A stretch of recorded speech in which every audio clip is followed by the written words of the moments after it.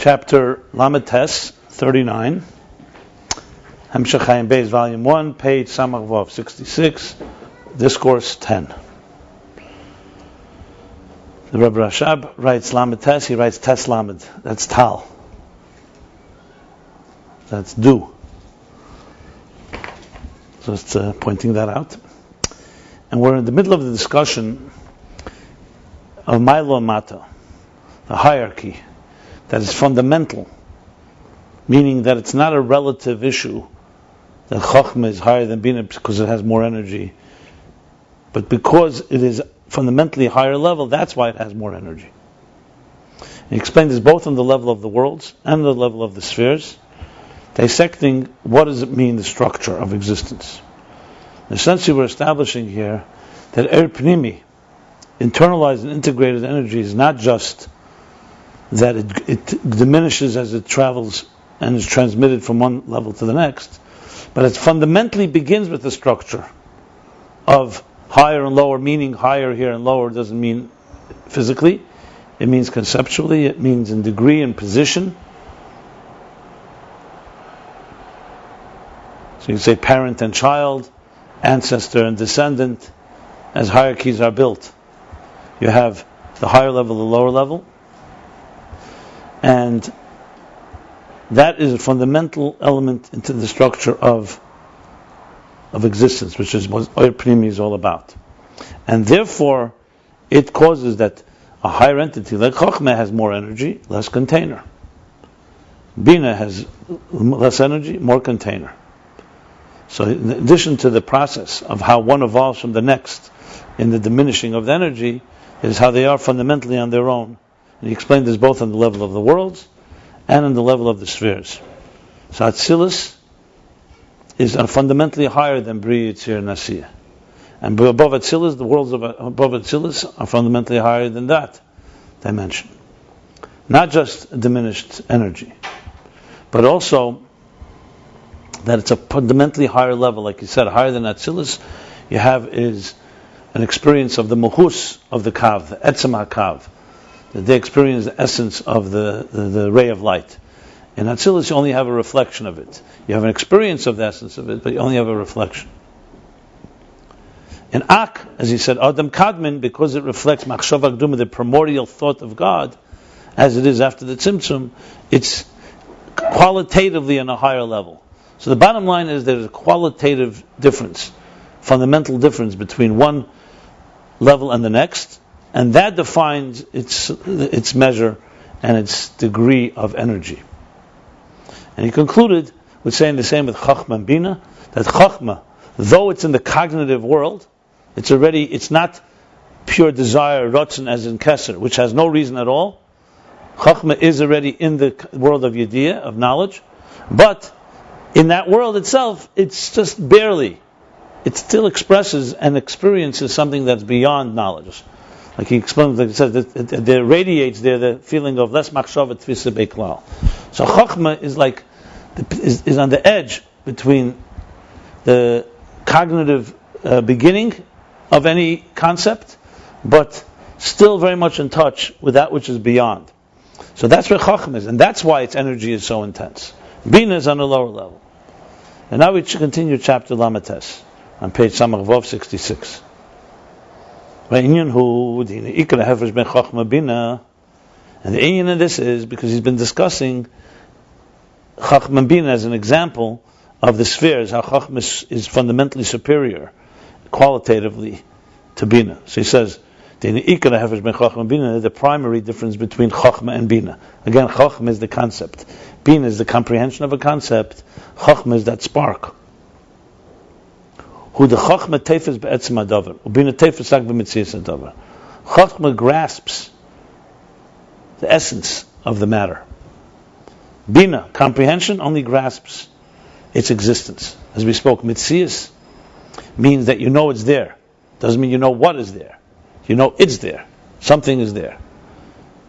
Chochma grasps the etzem, the essence of it. In other words, he's saying it's similar to the difference between, if you recall, the worlds before Atzilus and Atzilus. We said Atzilus grasps the Metzias, and higher than Atzilus grasps the Mahus. So When you say you know, for example, we have a soul, that generally means you know there's a mitzias of a soul. You know there's a life force. You don't need faith for that. Because you see, moment of birth, something happens. Moment of conception, something begins to grow and live. Moment of death, something stops dying, stops living. You must say there's a life force. Someone will ask you, what is this life force? It's a whole other story. The muhus of the neshama, what it is, mahu, muhus, from the word mahu, is far more complicated. So mitzias is knowing something exists, mahus is knowing what it is, or etzem is also similar, knowing the essence of it. You could say atzmus and mahus. Atzmus is even more essential than mahus. Atzmus is like the essence of something. Mahus is what is it, and mitzias is that it is. Now later we're going to learn about the four names, that names have four types. There's a Shem HaEtzem, there's a Shem HaToyar, there's a Shem HaPu'ula, and there's Shem HaKinui. Right? So Shem HaEtzem means the name of something, the fundamental name of that item. Shem HaToyar is a description of it. So tree, the word tree, or eitz, like we learned in other places, we learned that Adonai gave names to the creatures. Shoir, Adam. Adam is a Shem HaEtzem. Describes the etzem of a person. You say a person is this and this tall and short, or he's made up of organs and has a mind and a heart, you're already talking toyar. You're describing what it is. Shem HaPu'ula is function. A person can walk, can talk, can think. Shem HaKinui is like a nickname. I'm only using it as an example that there are different ways when you look at something, you could sometimes just know its outer veneer, or you can know its inner meaning. A wise person, or a person that's trained, can look at the same thing that a novice will look at, and they'll see more muhus than they'll see mitzias. Two people look at a face. One person will just see the face, the other person will feel the vibe, will feel the mood. Doesn't mean they know the muhus, but it's better, it's more than mitzias. So there's many layers. There's muhus of mitzias, there's mitzias of muhus. So basically, binah is that Chochma teves be'etzem hadavar, and binah grasps the mitzias. The binah b'chinas hasoga, v'chol hasoga b'tzir hadavar. Because binah is comprehension. Comprehension, by definition, every comprehension is b'tzir hadavar. It's in the shape of the object. What means comprehension? It means you're breaking something into details. As soon as you break it into details, it means you're already moving away from its essential nature. Because you're breaking it down. You're trying to understand it. Like he mentioned before, he said, for example, when you speak something that's loving, you say to someone, I love you. I love you can be very sincere and authentic, but the words never capture the intensity of the emotion. As a matter of fact, as he said earlier, when the emotion is intense, you usually don't have words. So just I'm giving an example, similar binah and chochma, as soon as you're beginning to understand details of something, yes, you comprehend it, but you've already moved away from the essential experience. Like when you say to someone, listen, I can't explain it to you, you have to experience it. Someone will say, explain to me what music is. I never heard music in my life. Your answer is going to be, I can explain to you from today till tomorrow the science of music. I can explain to you all the facts that it has in us. I can tell you stories about it. But you have to hear a song. To know there's music is mitzias. To feel the song and music that resonates as you hear it is somewhat muhus. I'm saying somewhat because it's not entirely, but it's definitely the experience. But you could, after you hear it, the music, you can then analyze it. And say, okay, now let's analyze what we just heard. Then already you moved away, as he said, it's in the tzir hadavar. You're not talking about the shape and form of it. Fine. And musical notes, there's a structure, etc. Loi ba'etzem. So, b'chinas hasoga, v'chol hasoga, b'tzir hadavar loi ba'etzem. It's a formula. So, the mention is in Fashdeyer. People who think they're Fashdeyer, they should know that they're good in the tzir hadavar, not the essence of the thing. That's why you'll see people who may not have the words, but they grasp something, and you see they get it. They may not be able to express it. Other people are very good expressors. They used to say about certain individuals, they're excellent at explaining something to someone else that they themselves don't understand. You know, people like that. So they know how to express, but then there are people who get it. Obviously, the best is the person who gets it, that can express what he gets. That would be the best of both worlds. But there are definitely mavinim, and they're chachamim. A maven and a chochma, not the same thing. A maven is a binah person. Chochma is a conceiver. So Chochma is not just conception that you conceive, it's because Chochma is more of a person who gets something. That's why he conceives, because it's an innovative thing. It's like a spark of an idea.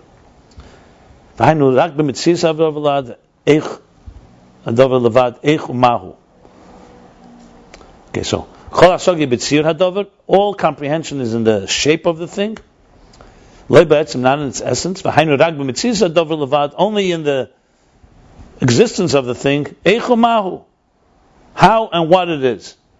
Here it doesn't mean ma'az and muchus. He means, like it's a table. It's 5 feet tall, 4 feet wide, 10 feet long, whatever it may be. So you have a comprehension in the breakdown of the components, of the ingredients, but it's not the etzem hadavar.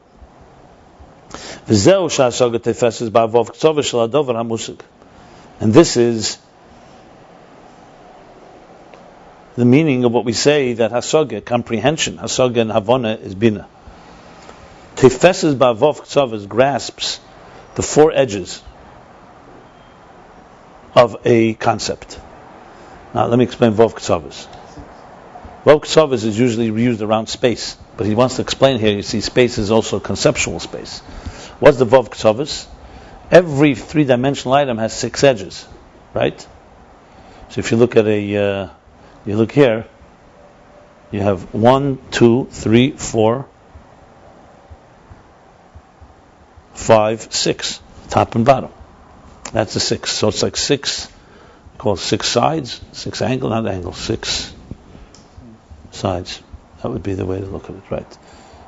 Which is what we do essentially in a way when we by lulav and esrog, then nanuyim, even though it's not exactly, but it's also similar. You go the 4 different directions: east, west, south, and north. And then you go up and down. So you cover basically all the different so-called vov k'tzavos of a 3-dimensional object. A 2-dimensional object has 4 sides.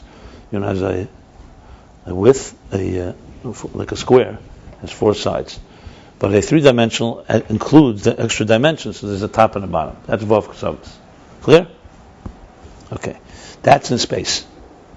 But in hasaga, in concept, there's also 4 space.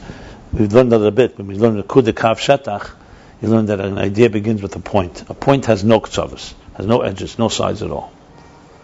A line has 1 side, beginning and an end. A shetach, on 2-dimensional, begins to have 4 sides, because now it's a bunch of lines that go. A line is just length. A shetach, a space, an area, plane, already has length and width.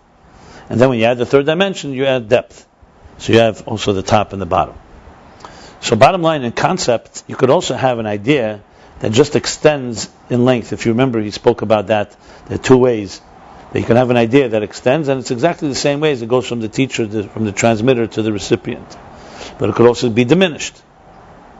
And then there's rechav, expanding it outward, with many examples, with many elaborations. So there's, not right here, but in Imre Bina and other places, explains how seichel is also, there's eirach, rechav, and emek to seichel. And eirach is 2, rechav has 2 sides, and emek, depth, has 2. That's 6. Okay, so bottom line is any concept has in it length, which would be an idea as it extends downward. Rechav, it has width and expanse, like recheves hanor. This is really the main thing that Bina adds is rechav, more than just length. And then it has depth, how deep you go. So basically he's saying that what hasaga grasps the 6 dimensions, because that's what it is. It's spreading it out from the nekuda, the 1 dot, the 1 point, and now spread into a whole 6-dimensional item, 3-dimensional item that is made up of 6 sides. The whole davar shu pashut she'ein bei k'tzavos, because anything that is pashut that is shapeless, that is seamless, that is what's the word I want to use? Structureless, and doesn't have edges, doesn't have sides. Something that does not have dimensions, something dimensionless.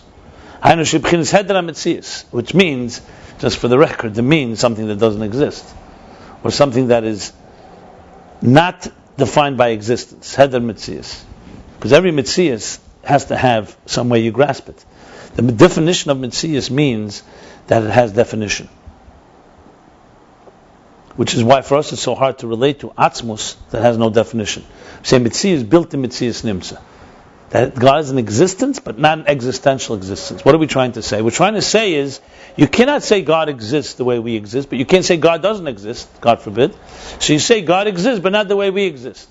So it's essentially saying He doesn't exist in any way that we can comprehend, and exists in a completely different way. But existence as we know it is tangible. Existence as we know it needs to be defined. If someone says something exists, you'll say, let me see it, let me hear it, let me understand it. You have to grasp it in some way. That's the fascinating thing about existence. Existence, as Friedrich Rebbe explains in Tzadik Daled, existence, first something exists, and then you legitimize it. When you talk about Atzmos, something that's real, doesn't need for you to grasp it for it to exist. So, for example, let's say in relationships, someone says, I really care about you. If they never express it, if there's no tangible expression of it, who really cares whether they care or not? In this world, what matters is there's some type of tangible something or other. Or someone says, there's something out there for you, and you say, but I can't see it, I can't touch it, I can't relate to it. Then it doesn't exist in our terms. It's a nice idea, but it's not relevant to me. Because that's how we exist with definitions and parameters. When you talk about a real existence, who says someone has to experience it? It exists because it exists. It's real because it's real. We can only imagine actually in context of like almost through extrapolation, through hishtalshilus, through the negative. But I want to give one example for it because it may be helpful to understand this concept here. It's an interesting thing. It's a good way. It's an exercise. Tell me what you think about this. Everything you experience in life, except yourself, you experience from the outside in. You look at a table, you process it. Your eyes tell you there's a table, you process. You look at other people, that person, since I see that person has eyes and ears and looks like me, that means he must think like me. And so you can identify with them. But you don't experience them from the inside out, you experience them from the outside in. You see them, and then you absorb as much as you want to absorb. Yourself, you work the other way around. You don't need to look in a mirror and say, I exist. You feel I'm here. And everything else comes next. That means you don't even need to express yourself. When someone says, how do I know you're here? You'll say, that's your problem. I know I'm here. You don't need to prove it. You don't need to manifest. If you're a secure person, you don't need to express yourself. To the point, they'll go even a step further. You don't even feel yourself. You feel yourself when you start thinking about yourself. Like if I asked you, what is your left leg doing? So now you think. A second ago you didn't. Didn't mean it didn't exist. It exists because it's part of you. Tell me, what does it feel like to exist? Can you describe to me? It's very difficult to answer that question. Yeah, you can. If someone asks you, what does existence express? I could say, well, part of existence is I speak, I walk, I eat, I'm hungry, I have feelings, I have sensations, I get aroused, I'm dulled. You can give a whole series, but that's functionality. What is existence feeling of being that I am? What does it feel like? There's no expression. There's really no way to express it. And if someone doesn't know what it is, hypothetically, you would not be able to explain to them, just like you wouldn't be able to explain to them what music does without them hearing music. No way. It's impossible. The Rambam speaks about ilam haba. You can't explain spiritual ilam haba to someone, just like you can't explain colors to a blind person. A person who never saw colors. Yeah, you can explain to them their different feelings. Every color has a feeling. There are blind people and deaf people who they stand by the ocean, they sense something. Even if they don't hear the waves, you can sense energy. But that's a different story. We're talking about what is the difference between red and blue. So you could describe the feeling you get when you see red and what you see blue, but you can't describe difference of colors. A person, God forbid, blind, will never appreciate the diversity of physical colors. On the other hand, there's one blind person I know told me, she thought, I only know the spiritual. I don't know anything that's physical.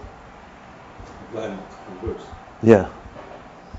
So they don't have that. They live purely on spirit. When they meet a person, they don't know what they look like. It could be the ugliest person, but they will see beauty if that person is a beautiful person.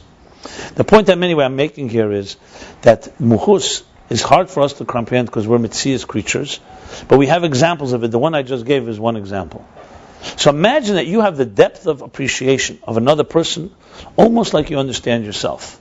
I mean, that would be a person that's like a Rebbe, who simply has so no ego, that they literally can dress into your garment, so to speak. Like in the Rebbe, Mittel Rebbe would take yechidus, they say, he would actually sweat so much he had to change his undershirt, because he would experience the other person's life. So that's not just empathy and compassion, that's a person who's going into another person. That means that you're able to divest yourself of your so-called garments and go into another. That's another level completely. Then they could see you from the inside out. Most of us, even if we give advice to someone, even if you're a smart person, you say, so you see more than others see, and you could perhaps help somebody see something they can't see because they're subjective, but to say that you see them from inside out, that's a level. The point I'm making, it's not necessary even that way. Even halacha, chayecha kaidmin. God made it, didn't make us go into other people's bodies and see it through their eyes. But with bittul and with commitment, you could begin to see things from another perspective eyes if you listen, and you're open to hearing another point of view. All I'm trying to really say here, I'm trying to is describing as an example, going back to what means mitzias of a thing and what means it's muhus. So by definition, something that dover poshet. So dover poshet would be, dover poshet actually means both. Dover poshet means it has no parameters. It has no structureless. Right, structureless, dimensionless. But dover poshet also means sometimes you say to somebody, it's a dover poshet. What do you mean by that? You're saying, I don't need explanation. It's an obvious reality. Like someone asks you, how do I know you exist? You're not going to start proving. You know what? Because if you take a ruler and you measure me from here to here, and you see I'm sitting in the chair, I know I exist because I occupy space. You exist because you exist. It's a davar poshet in a way. Poshet meaning it doesn't require hasaga and comprehension. Everything else requires explanation. You want to explain something, so you say, okay, let me explain. In other words, as soon as you're going to explain something, you're already outside of the source. You're outside of the essence of something. A fish does not need to be told what water is. We do, because we don't know what water is. We don't need to be told what life is. When you live, you exist. There's no class, no course that's going to teach you what life is. It can teach you how to use your life, what the meaning of life is, why your soul is here. But the mere fact that you exist is not a hasagadika thing, it's just a reality. It's a dover poshet. I'm just explaining, it doesn't use it here in this. So something that's poshet, ein leiksovis, hainushu b'chinas hedra mitzias. Doesn't mean hedra mitzias, doesn't mean non-existent. It means it doesn't have the definitions and doesn't have the parameters. So a thing like that, ein a nitfis b'asaga. Something that's a dover poshet, shahu poshet, dover shahu poshet, is not nitfis, is not graspable in comprehension. It's not graspable in that way at all, because it doesn't have anything to grasp it with. You want to think about it physically speaking. Let's talk, since he started with Vav K'tzavas, we're talking all conceptual space. If you have an object, the reason you can lift it, the reason you can touch it, the reason you can handle it is because it has edges. I don't mean just edges, it has parameters. If I were to say to you, lift up an idea, I'm going to give you 2 + 2 is 4, grasp it. Physically you can't grasp it. Like the Alter Rebbe writes in Tanya, you say grasp, in intellectual you say grasp, I could grasp the idea of it. 2 + 2 is 4. Okay, that means 2 numbers, you put them 2 others, you get 4, all the different results that come from that. So grasping by definition inherently means it has to have parameters. If someone said to you, can you grasp a concept that doesn't have, like he says, hedra mitzias, that doesn't have any dimensions? You can't, because grasping requires dimensions. Grasping means you're grasping something that is not yours. When it comes to, for example, as I said, you're alive. Someone asked, describe to me what life feels like. And I said, you could describe what life functions feel like. But life itself, the life force, it doesn't feel like anything. I'm just here. I don't know. I feel like I'm sitting here and I am and I am. That's it. I am who I am. It's a sense that I just am. I could tell you what it feels like to think. I could tell you what it means. Being alive is a whole process of things going on. I'm just trying to give an example of something that exists, but it's not graspable So basically, that's what binah is. So something that's not that poshet ain't nitvis b'asoga. Ki asoga tefeses rak b'aktzova shel inyan hamusig. Because asoga, comprehension, only grasps the sides or the edges of the inyan hamusig, of the concept that's being understood. Shezehu inyan siyur hadover. That's what we mean. That is the inyan of the siyur hadover, the shape of the thing, like you said before. Bina only grasps the siyur hadover. Shurak metzius hadover lo yetzem uhusei. It's only the existence of the thing, not its fundamental personality. So, in physical terms, you would say like this: yes, there's a table here. Well, let's take something that's more complicated. Let's take the brain. We all know there's a brain inside our heads. Not only we know it, there's images of it. People know what a brain looks like. People have seen a brain. Most of us haven't necessarily seen a physical brain, including me. However, we know there's a brain inside the head. Now, if you were to see the brain and touch it, what would you get from that? There's no clue in your life if you didn't know that what it contains. As a matter of fact, you'd probably come up with it almost wrong. You think it's a piece of jelly or something, like jellyfish. That's what they say it's like. Yeah. No, of course, you can see it online. Today, museums are online. You just see images. So, but now I'm just giving you an example. So, to say you don't see anything, you don't grasp anything, yeah, you grasp the metzius of the thing. You can even define it. You can say it's this and this size. It has creases in it. But I'm just using an example because that's like that's a mystery even to those that study the brain. And then you begin to study it. Okay, you study it. Obviously, it's hard to study a brain not inside of a person because it's not functioning. But you start studying it by testing. Most studies of the brain, by the way, are not through physical observation of the brain. It's through reactions that people have. Like they'll let you hear music and they see what neurons start charging. Then they identify a physical section and say, okay, that's related to it, and you could, and God forbid, brain surgery or anything you need, you could. But it's very complicated how this physical and the spiritual of the brain meet. I'm using specifically the brain because it's like the extremes. The truth is, it's everything. It's even a blood cell. It's even the heart. It's the liver. Everything. But the brain is particularly because we know the brain definitely contains an enormous amount of ideas and energy. How many memories do you have inside your little brain? So, and you can't even compare a brain, for example, to the brain of a computer. The brain of a computer is man-made structure, has a certain amount of transistors, etc., limited amount of knowledge. It's a replica. But there it's very finite. In many ways, you could dissect it. You could even understand its nature. Just using this example. So, you could talk about the metzius hasoga. We'll talk about the metzius of this brain. We'll talk about its functions. We'll talk as much as it because it's something to grasp. But there are elements that there's no way that hasoga can even get to. As we grow in knowledge, we grow and we learn more about it. So it's the metzius of the thing. You're grasping the metzius of something, not its fundamental, essential nature. Chochma, on the other hand, tefes be'etzem mahus hadavar. Chochma, the nekuda of Chochma. Remember, the nekuda of the concept of Chochma is not just a concept that's the first step of binah. It in itself is an entity. It's an entity that's connecting a world that's beyond reason to reason. Later he'll discuss this at length. That's why he said Comprehension is Boyer, Ezra Hashem, and all that. But Chochma is a different state of consciousness.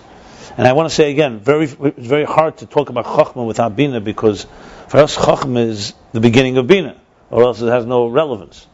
But if you think about it from the Mailamat, like how did God create Chochma? Where does it come from?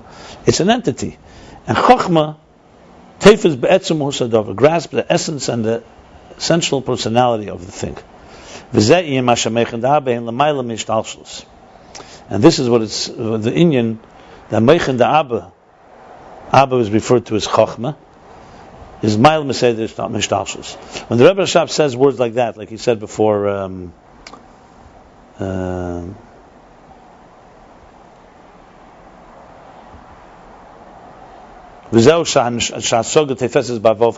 now, he's referring to obviously ideas that exist in Kabbalah or in previous sources, and just elaborating, it's like explaining them. So sometimes he says the source, but he's not just like suddenly coming up with it. He's saying that the meaning when you say Meichen La'ab is higher than hishtalshilus. Why is it higher than hishtalshilus? It's part of the structure. Ab is part of the structure. It's not Ratzon Keser, as he said earlier, which is just desire and above it all. So he says, because the Ayin hishtalshilus ilah all shaykh rak b'bchinas mitzias levad. The idea of an evolution, of a process, where one level leads to the next, and he's adding now ilah v'ol. Ilah v'ol basically cause and effect. Hishtalshilus and ilah v'ol usually are synonymous. That's what hishtalshilus means. There's something like yesh ma'ayin, physically yesh ma'ayin is not really hishtalshilus. Even though he said, as much as possible, the ayin has to get close to the yesh. But there's going to be a quantum leap somewhere. Generally speaking, hishtalshilus is ilah v'ol, meaning a cause diminished a bit creates an effect. That effect diminished creates another cause. And it keeps on going level to level to level. Like he spoke before, moichin to midas to malchus. Chochma to binah to midas to malchus. That's like an ilah v'ol type of thing, cause and effect. Generally speaking, the Rebbe Rashabra has a rule somewhere else. He writes that ilah v'ol is defined that if you extend the cause, it ends up being an effect. When you extend an ayin, it doesn't end up being a yesh. So something, a new entity, needs an extra ingredient to make it. Like for example, eggs. Just using an example, breakfast time. Eggs. So an egg is an egg. But an egg is just a step away from turning into an omelet. You don't need to do anything. I mean, you need to do a process, but you don't need to add a whole ingredient. But if you want to make a cake, you need other ingredients. Ilah v'ol is generally when something is in a primal state, in a let's say potential state, and what you do is by pushing it, it turns into the next thing. And ilah v'ol would be like, let's say water is here in a river, and you extend the river, and the water now reaches here. Nothing has changed fundamentally except reach. That's ilah v'ol. So you extend the cause, it ends up being a natural result of a cause. If something's not natural, or something requires something else, it's already not ilah v'ol, pure ilah v'ol. It's a real jump, would be then it's what's called yesh ma'ayin, in that context. There's also sibah mesubav, which is a little more, ilah v'ol closer. The cause and effect of ilah to ol is closer than sibah mesubav. Sibah is usually seen as a distant cause. An example would be, let's say, like the egg example is more like ilah v'ol. I mean, I'm just using a stupid example. Maybe lighting a flame would be more like sibah, because you can light a flame and the source is no longer there, because it's now a new flame, but it definitely has a source, it had a cause. So it's different levels. It's not really relevant here. I'm just mentioning it because it's just lighting a flame, so the other would be that there's light in the room, or another flame lit from the first flame. I don't know if it's an exact example of sibah mesubav, because the only point, the difference is that the first flame doesn't have to be there any longer after the second flame is lit. In ilah v'ol, usually they need each other. And the truth is not always, because sometimes ilah v'ol, the ol can exist without the ilah. Yesh ma'ayin, it can be. And maybe not a good example. I'm just thinking of a distant cause. It's not relevant here. Something else, this brings examples. Yeah, but I'm trying to wrap my mind around the ilah v'ol. If you help the poor person and you gave him money, so to that Allah is that he was able to live because of that, or? Yeah, that's a form of ilah v'ol. That could be. In this context, ilah v'ol, he means. I'm just saying it has different meanings. Ilah v'ol. When he speaks with hishtalshilus ilah v'ol, he's speaking where. Down the chain. Yeah, that's the same. It's in the same realm, but it's just moving from one level to the next. Like for example, to explain a concept from a teacher to a student could be the teacher is just a matter of explaining it with examples and bringing it down. Or you talk about a concept that the student is not even capable of understanding. That wouldn't be a natural ilah v'ol. Anyway, relevance here is like this. So it's talking about hishtalshilus is defined by ilah v'ol. This hishtalshilus, this process from cause to effect, is only possible or relevant to mitzias. Mashenkin bedavar atzmi ain't shaykh in ilah v'ol. In an essential item, it's not applicable, capable to say the concept of cause and effect. You can explain this, but I'll just give you an example. The Rebbe in Tafshin Yud. So he said, I was asked why I write on the sharblots. Here, like for example, if you look in the first page here, look, first page, it says Kevitz Shalshalas Ha'er. So the Rebbe wrote that Shalshalas Ha'er means the chain of light. So the Rebbe said, I was asked why it doesn't say hishtalshilus hamoyer, because the Rebbe is hamoyer, not oyer. So the Rebbe said, because in hamoyer there's no hishtalshilus. Hamoyer is the same. One Rebbe and the other is the same in their essence. The difference between them is in their giluyim. The one Rebbe is Chochma, binah, and so on. Their method and so on. But you talk about the essence of a Rebbe, Moshe Rabbeinu is Moshe Rabbeinu, whatever generation it is. There's no difference. You can't say hishtalshilus in Moyer. That's what the Rebbe said. Just using that as an example here. So he's saying something atzmi does not have hishtalshilus. And he's going to explain why. So hishtalshilus is possible only something that's an extension of, not in the essence of something. Because the essence, it's either the essence or it's not. The Baal Shem Tov says, etzim shetefes b'miktsasei, or b'chelke tetefes b'kulei. An essential thing, when you grasp part of it, you grasp all of it. That's not possible in binah. Binah is not grasping the essence, it's grasping part of it. So there you have dimensions. And dimensions, that's where you have hishtalshilus of from level to level. It's all part of dissecting the structure of existence, as the Rebbe Rashab is doing in these first 48 chapters. So he explains now. And this chapter is only going to explain the first eifin. So there's two ways to understand ilah v'ol. Second chapter, next one will be in the next chapter, mem. So there's two ways there's two ways. One is oisha olul hu muhus achar ma'ilah. The first way is either the or is going to be next chapter. So either the olul, the effect, is a different personality than the cause.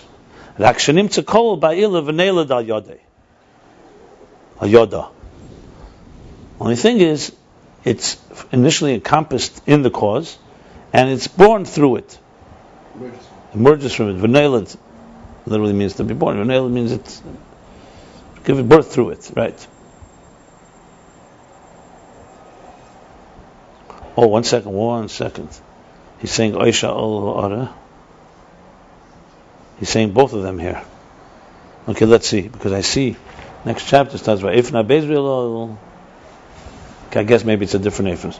So either the Ol is a different Mahus, Oisha Ol Ara Mina ilah, or another way is that the effect is a reflection of the cause, meaning from the same substance, the same material. Umistayef Memenu, and it's an offshoot.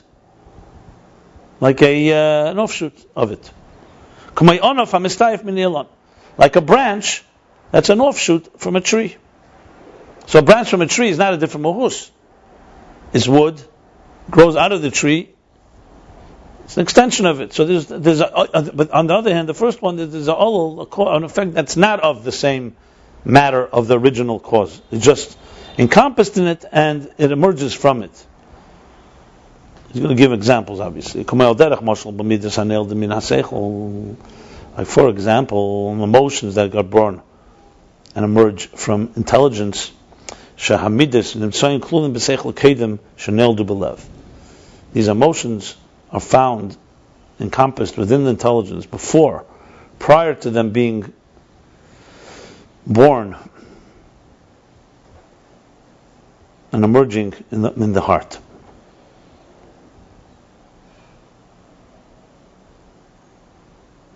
I always was wondering, maybe you guys have something to say about this. You know, we all relate to easily that the mind, that the moichin, intelligence is in the brain. No one denies that. Not scientists, everyone accepts that. When you say the emotions rest, mishkan hamidus is in the lev, what does that really mean?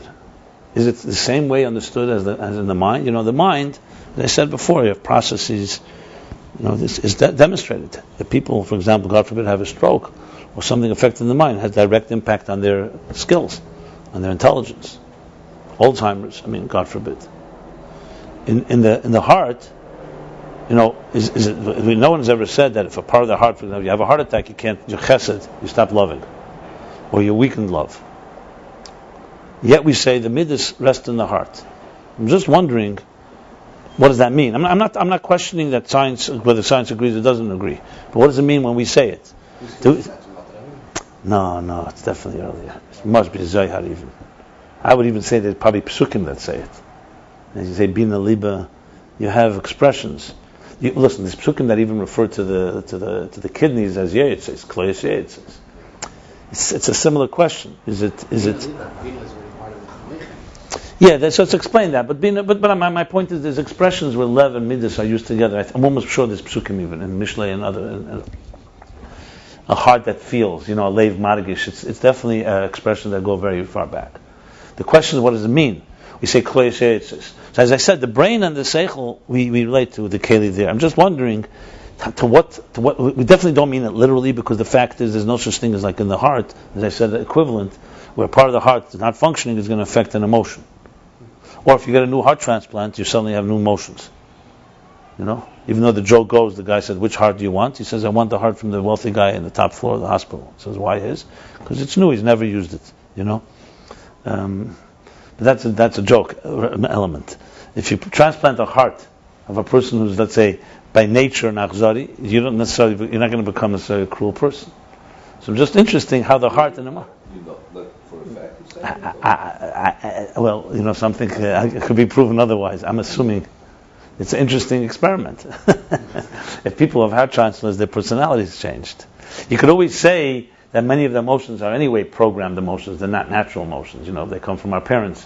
It's based on nurture, not nature. But the question is, what is the heart? Like if you put a brain of another person in another brain, they don't have brain transplants yet. There's no question that's going to think differently. That's an obvious thing, because the brain is, or maybe not. Maybe. I'm not sure. The bottom line is, when you take the heart out, that the emotions will leave it. It's a place for the emotions to rest on.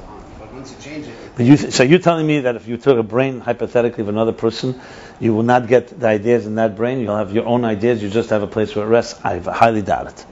Does it use the same language by the brain as the heart? It's like a hard drive. That's a hard drive for sure. I tell you. No, because where are those ideas resting? You make it sound like they're resting somewhere. They just need a place to hang out. It's the place where it's like the seat of the heart.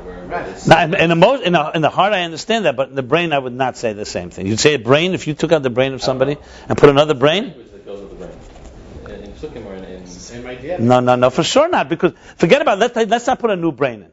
You take that brain and you shut down a certain part, the person stops speaking. So it's not so simple. Where the memories are stored there. If you take it out, the memories are no longer there. Where the memories going to be stored during that little second when you take out one brain and put the next? There's no interim brain. Now maybe you can download. Listen, these science fiction movies, you can download the previous brain into the new brain. Okay, this is an exercise in indulgence. Some people. I sometimes watch these Ayin Beis things and I see it's too serious. I think it's time to lighten things up, right? So here's a lighter version. The memories get wiped away. The taka don't have a place to rest. So you speak in theory. I highly doubt a brain. I'm convinced that a brain. Now remember what happened before. Exactly, because it's a new brain. Because it didn't have a place that second that they changed it. They didn't have No, but I'm saying, but the memories of the second brain you will have, because that brain has it in them. Unless there's a theory. Look. It's all on the table. Maybe you have to talk to, these are mind experiments, and let's see. Anyway, I'm not saying anything definitive. One thing is for sure. A brain is different than a heart. That's definitely. The question is how. What? It's hard. I think you can look it up on really, there's so many heart transplants. If anyone ever even thought that. And again, we also don't want to go into quack medicine, people who say things that there's no basis. This has to be. Anyway, I was just saying it because speaking about midas, belev, it just came to mind. It wasn't relevant to this particular chapter here. Just a good something to discuss. Mechshal Lev is also the same question. Yeah, but the same idea. Well, Mechshal Lev is basically the mind rules over the emotions. Yeah, but the lev is used. That's where the expression is used. Yeah, the lev and midas goes back almost short to psukim. Amor Chazal for sure, not even a question. Lev margish. Hargoshas halev. These are not new words. These are words. That's a Zoya. Yeah, in Pinchas. That Alter Rebbe Perikid Beis, he brings it. Yeah. That's the Mechshal, but that the lev has emotion. Lev is related to emotions. Is definitely also in Greek philosophy. I'm sure that Aristotle, these people also, that lev related to emotions. Today is dismissed by some as being like, that a Middle Age or ancient way of looking at things. Whatever, right. So let's continue on. So anyway, she's giving an example. There's two types of olos effects. One is the effect that is of a different personality, but is encompassed in the original and emerges from there. And the second is that it's actually like a branch of a tree. She's giving now an example, I believe, for the first one. Midas haneldim min haseichel. So the emotions that are born from seichel, and this is very important because if you remember, he spoke before about midas. The midas that are not born from seichel, the natural emotions that we have, for example, natural fear, the natural sense of preservation, hunger, and so on. He called that actually not midas but rotzen, because that's like part of your personality. Midas that he's calling midas is saying midas sheneld min haseichel. We're talking about emotions that are coming and define and emerge from a contemplation on something. You think about it, and then you develop a liking to it. We're not talking about natural likings, or seichel that may arouse a natural one. I'll explain it, but I'm just distinguishing between the two.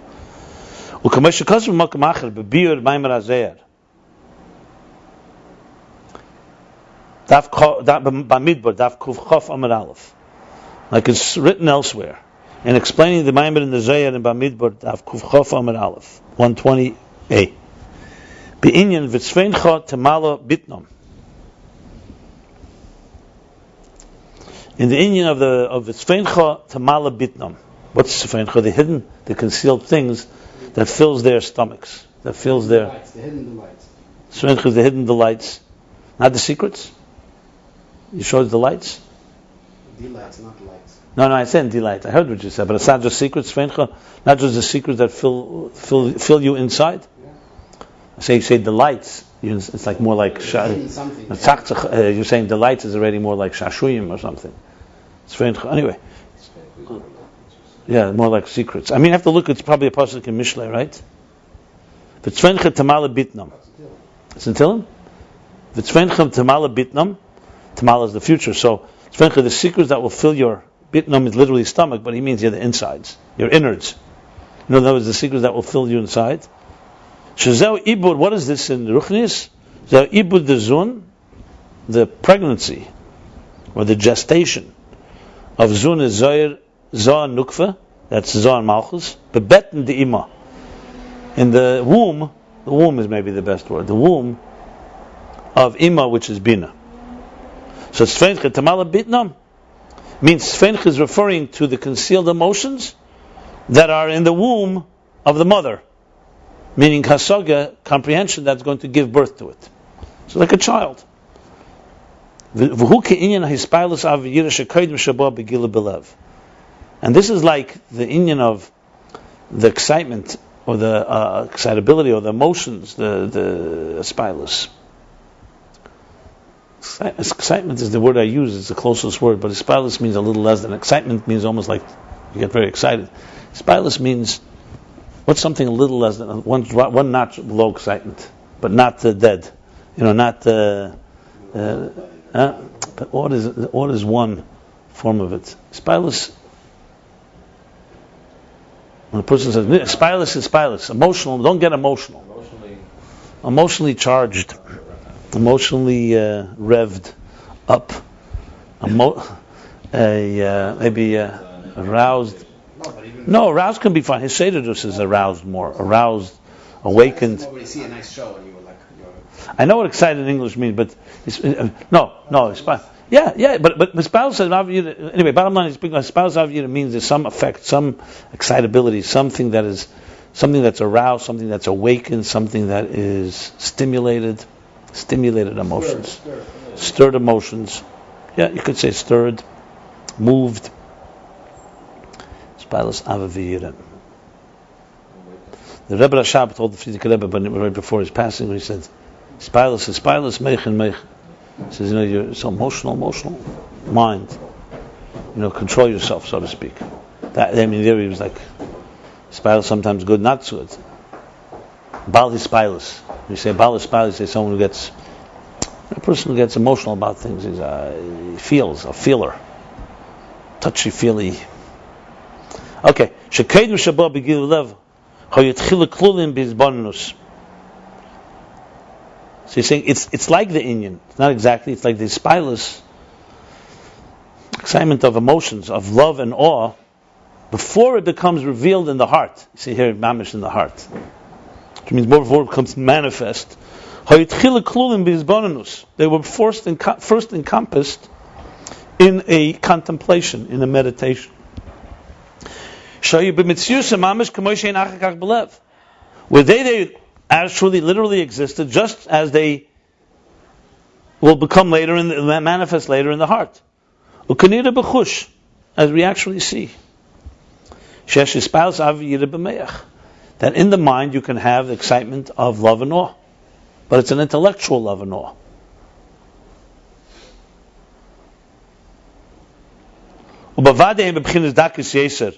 And they're definitely more sublime, more refined, more subtle from the way they are manifest in a full-blown emotional in the heart. But they are at minimum, they are at the end of the day midas. They're not pure meichen because there is a spilus. It would be like learning something and you get excited about the idea.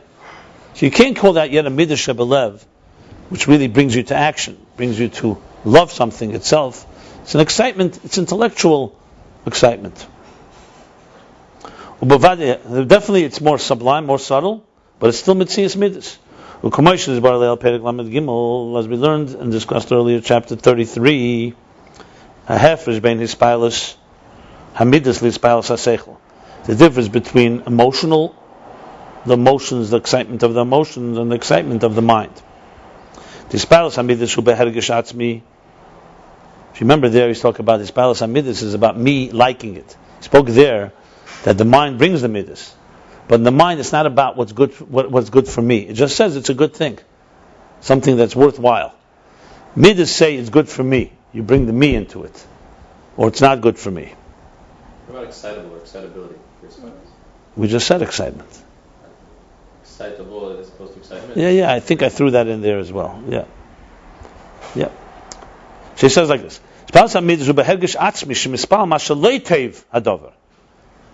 That the spouse in motions is a fundamental feeling that he's excited and stimulated and drawn because mashallah, to him it's good. This thing is good for me, for him.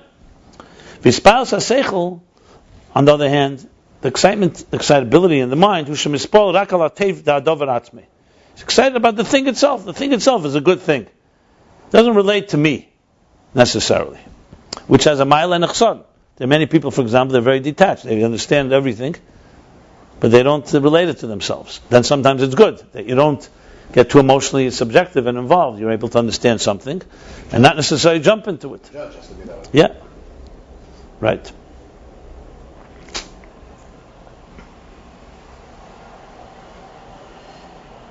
That the thing is good, but it's not necessarily detached from it.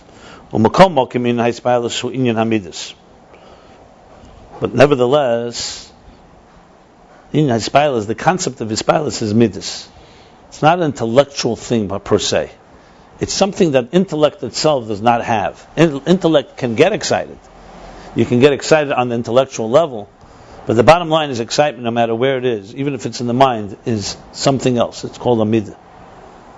Let's read. Intelligence, fundamentally, on its own, is not defined. It's not the level of excitability. Mind is not an excitable thing. A mind, at its best, doesn't get excited. It just comprehends things. Detached, reflective, not connected to the emotions. Huh? Cold calculated. Right? Cold and calculated, like it says in the Tanya. In Hayem Yem. Aber Zutre B'chu Mechayim Esim. Stuck in kalte Teta Zach, like a kop, a seichel. There's nothing as dead as a seichel, in this sense of the word. And the fact, and what when someone does, and what he gets excited about something, even on the goodness of the essential thing, not that it's good for you, which is amidus, even as it's in seichel, there's a new level. It's called midas. In other words, you can conceive of seichel without midas at all, even the excitement in the mind. It's nice to see a mind getting excited. We're not talking about that it doesn't add anything. But you can't conceive of the ilah without the olol. Basically, meaning that the olol is not part of the ilah. It's not a natural extension that intellect must become excited. Some does and some doesn't. As I said before, remember I said about ilah olol, that if it naturally flows, it will come to the next. That's the second type of ilah olol. A tree naturally grows, it will grow into branches. But it's not going to grow into potatoes. It's not a potato thing. The mind has midas in it, so it's a olol, but as it is leading to, it's not a natural, it's not intellectual per se, it's an emotional reaction. You can also say reaction. Hishtalshilus is a reaction, a strong reaction.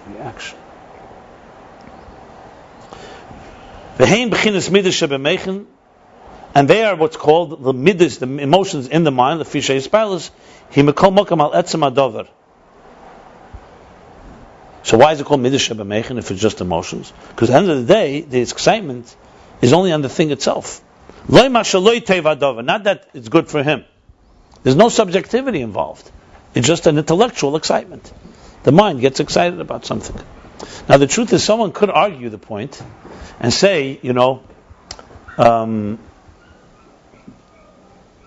maybe that's not the case. Maybe it is part of the mind, excitement. I'm not going to go into argument, but he's making the case. It's a pretty good case because the proof would be not every intellectual idea necessarily excites somebody. You can understand something and completely not really even having an intellectual excitement.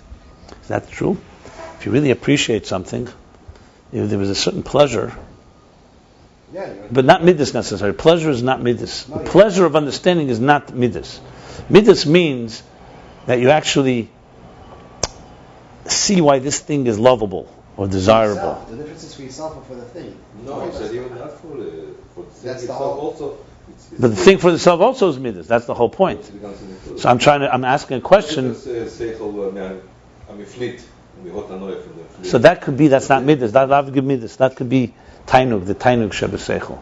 Midas sounds to me more like it's one step away from you loving it, but you don't love it yet. Like for example, you study something and you could see this thing has a lot of value, but you don't think it's for me.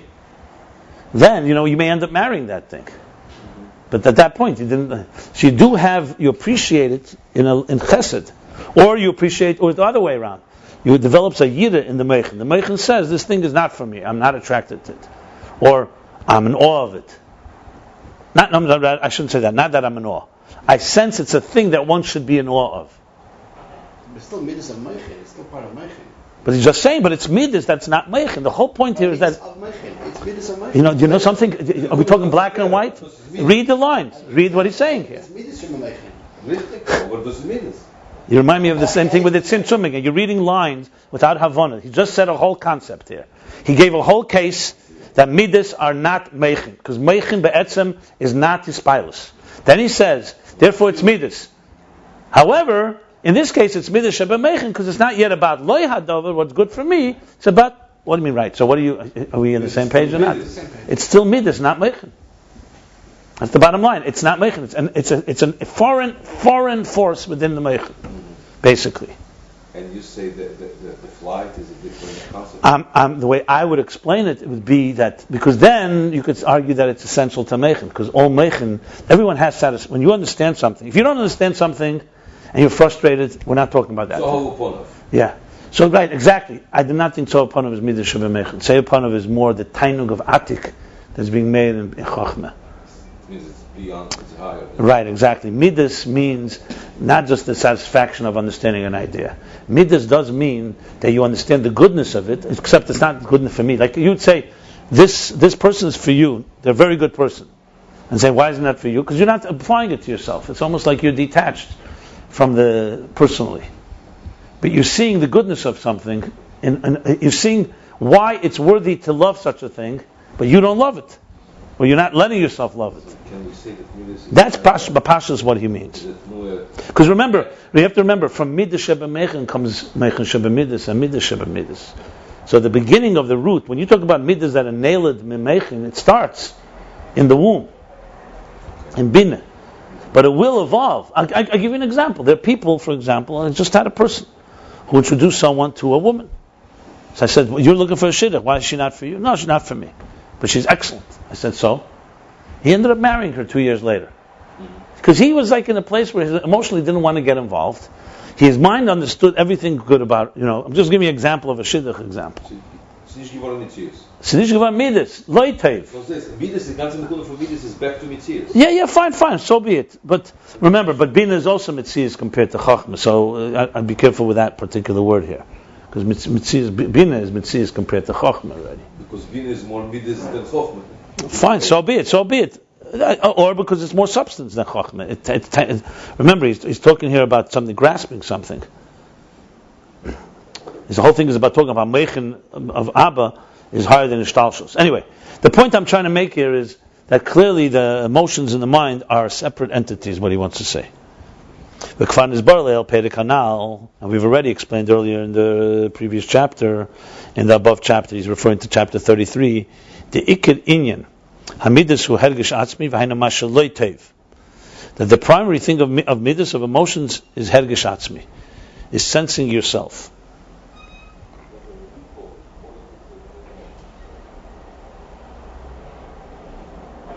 Hergish atzmi, sensing yourself.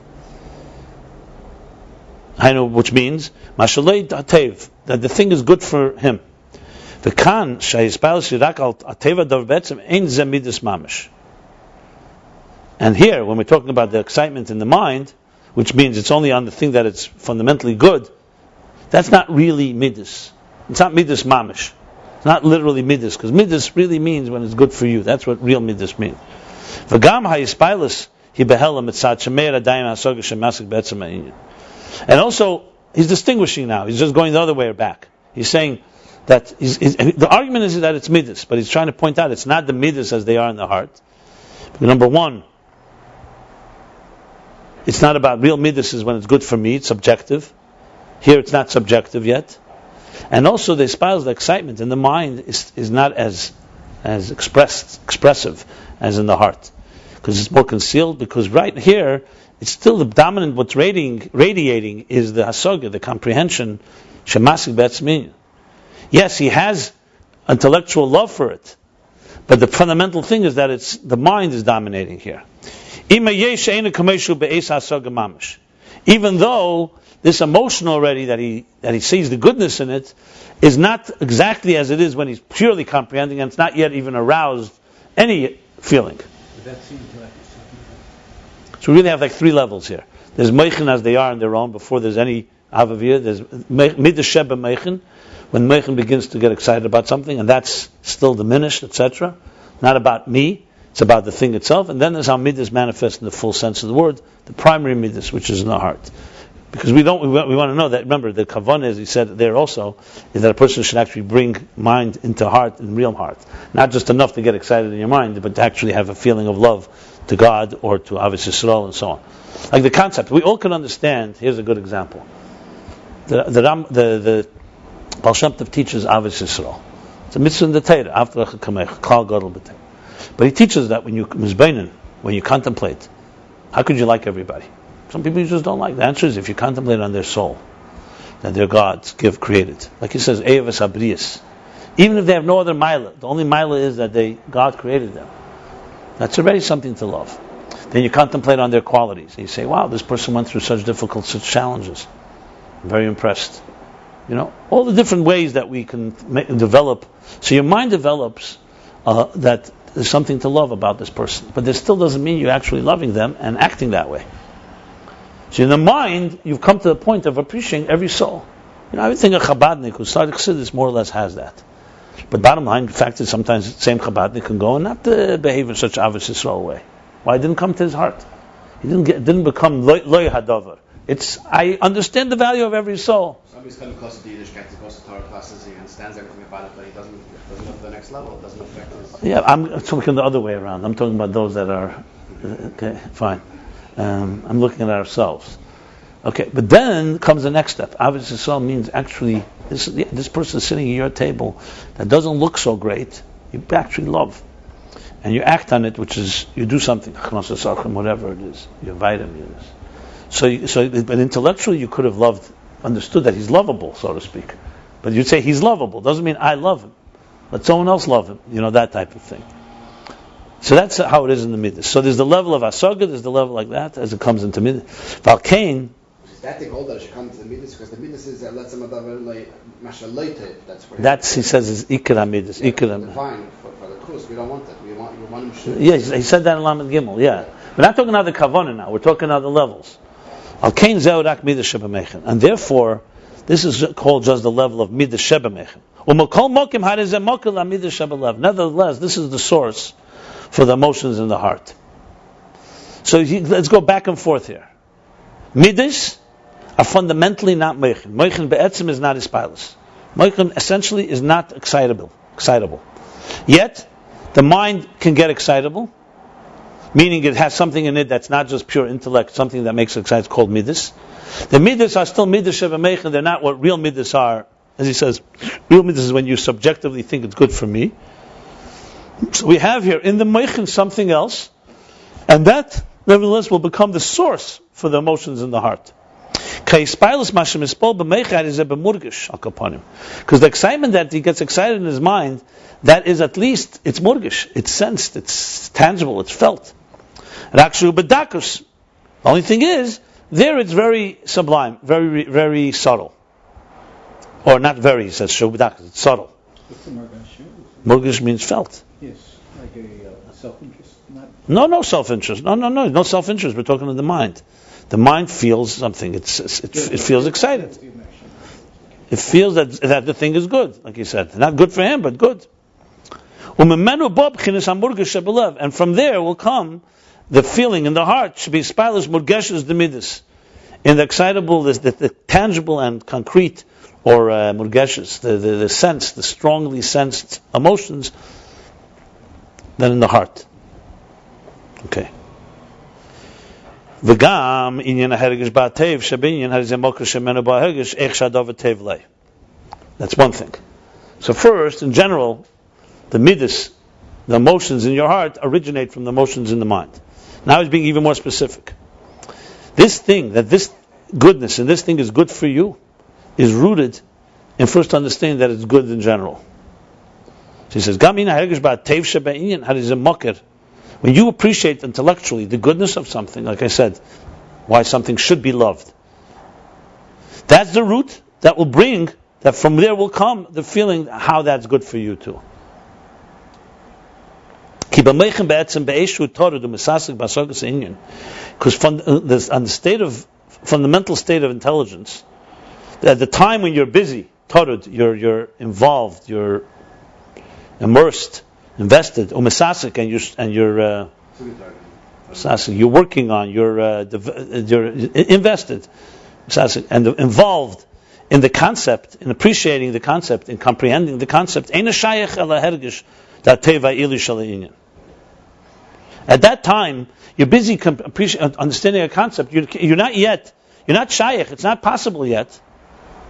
It's not possible yet to have a feeling about the goodness and the quality of this particular subject, because you're not yet getting to that conclusion. You're in the middle of studying something. You don't even know whether it's good or not good. You're developing a appreciation for it. And when you enter and bind yourself deeper into the subject matter,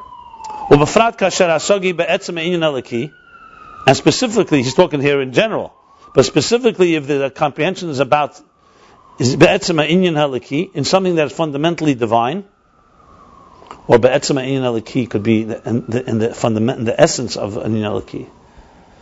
So you be'etzema inyan halaki. You could try to translate it two ways. That you're fundamentally thinking about something divine. You could say you think about something that's fundamentally divine. Okay.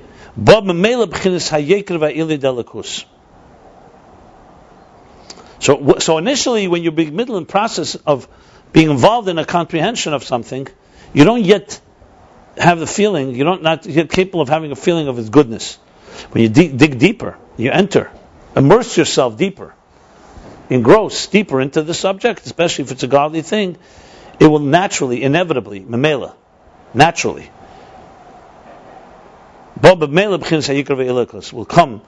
the yeker, the value, preciousness, and the quality and the superiority of godliness, of the divine.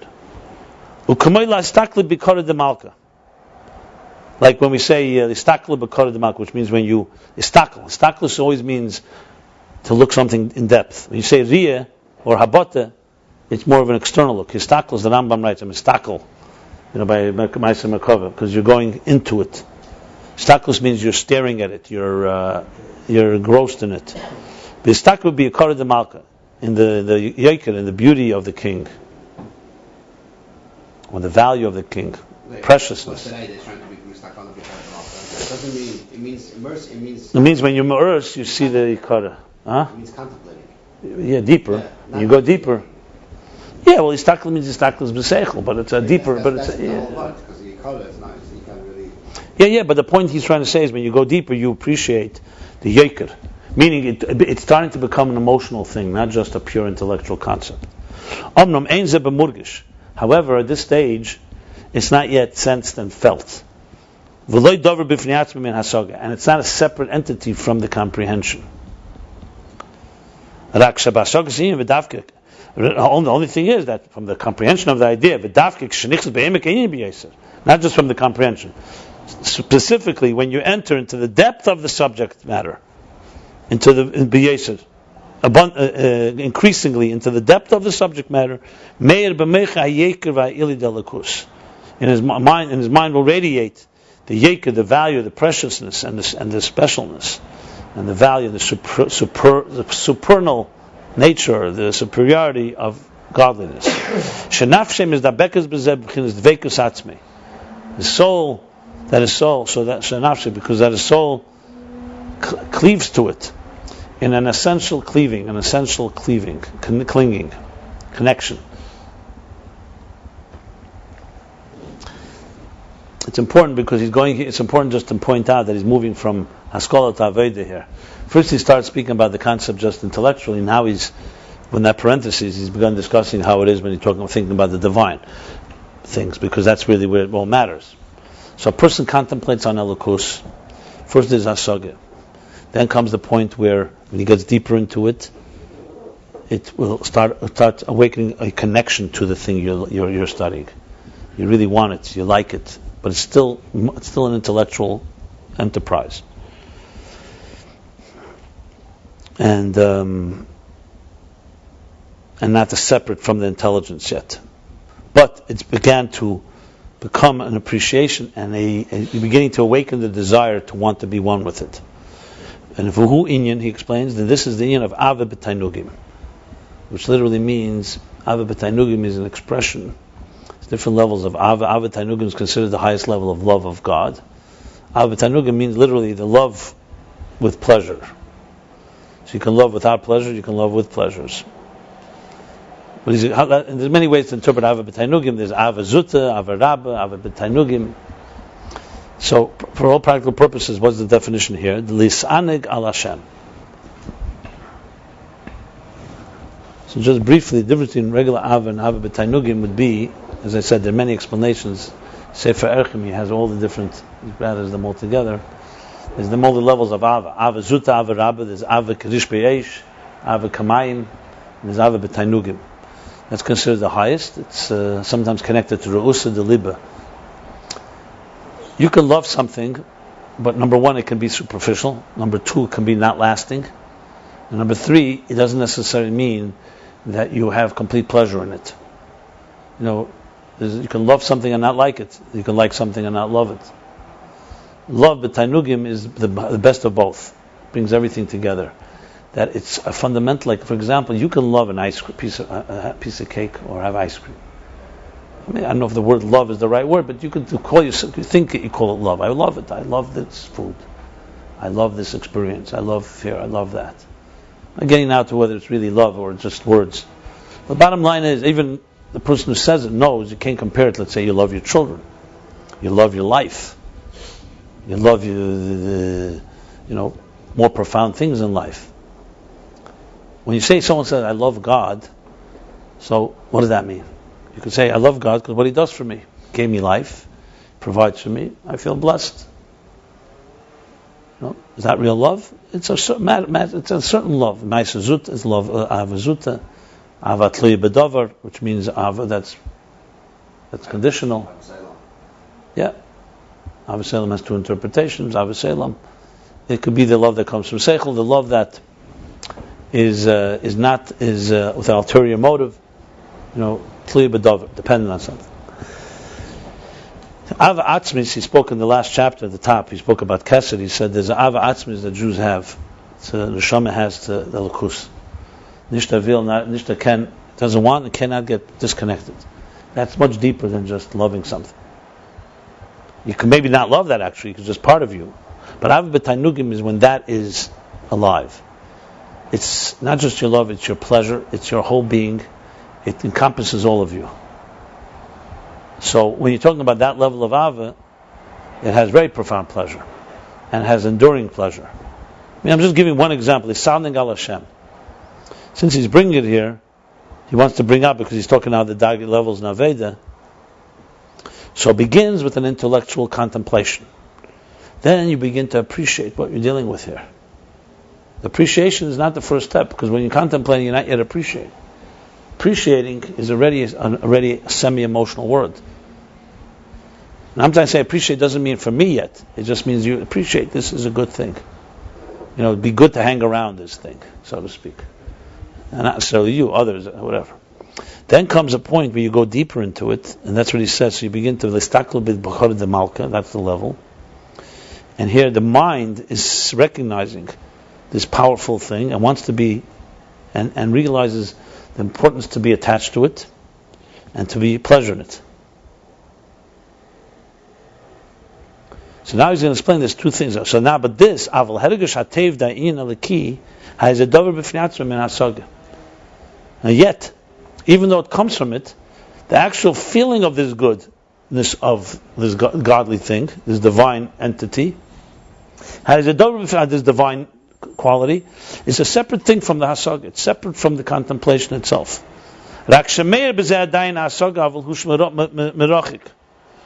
It's only that in this hishtalshilus mechen, where you're beginning to appreciate the value of it, it radiates their intelligence, because it's coming from there, but it's still a distance. In other words, you could dissect and separate this bonus, this saga concept, from the feeling about it. And it comes in a very felt and sensed way in the mind. Look at this elaboration here, it's like unbelievable how he breaks it down in pieces. And that's why it comes in some type of excitement in the mind, at least al koponim. At the end of the day we kept translating.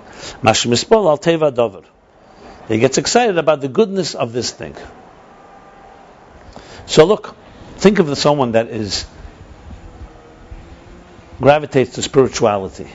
You start learning Ayin Beis, you start seeing good stuff here.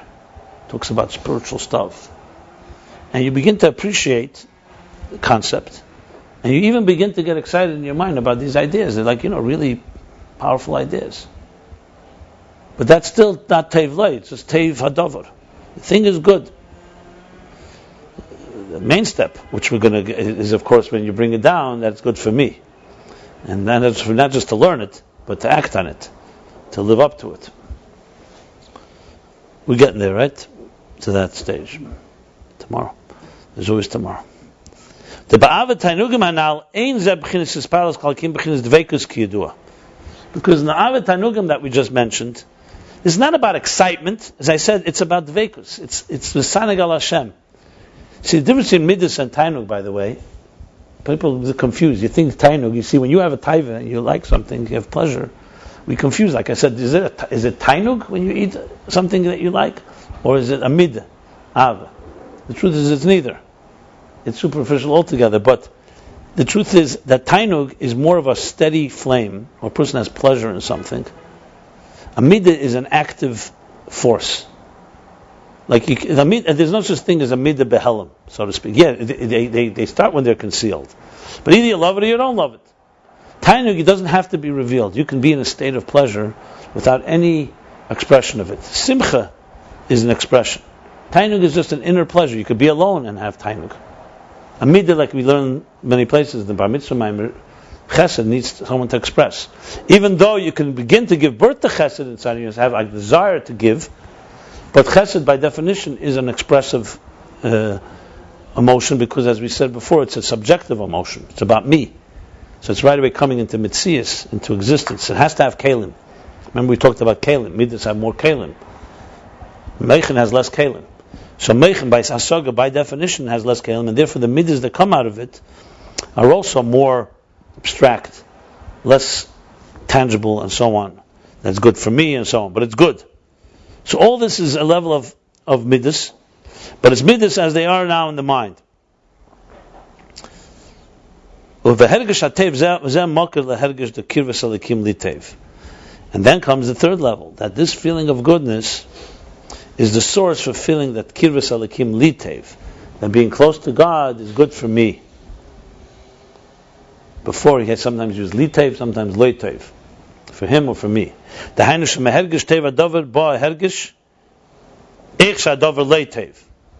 Which means that from the feeling, you could think that some of this is repetition. He said some of these lines, but I am sure if you study it again and again, every line adds something. That means from the feeling of something that's good comes the feeling how that's good for him.